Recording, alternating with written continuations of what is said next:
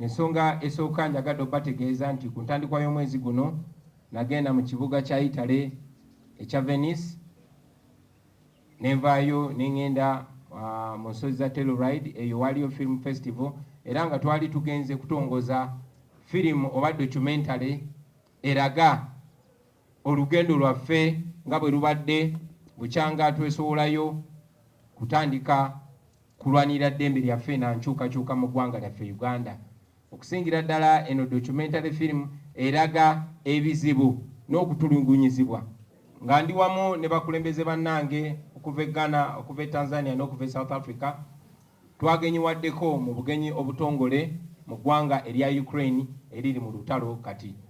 Teweebuuza ngeri ki gye twatuuseeyo kubanga ensalo zonna nzigale, tewali nnyonyi eyingirayo, naye bwe tubagamba nti tetuli ba bulijjo, ekyo kye tutegeeza bassebo ne bannyabo.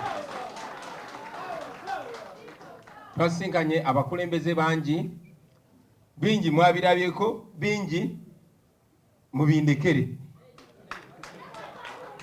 naye okubazaamu essanyu essuubi abannansi ba Ukraine beerwanyeeko bonno kati beerwanako na byakulwanyisa, tetunaba kutuuka waawo.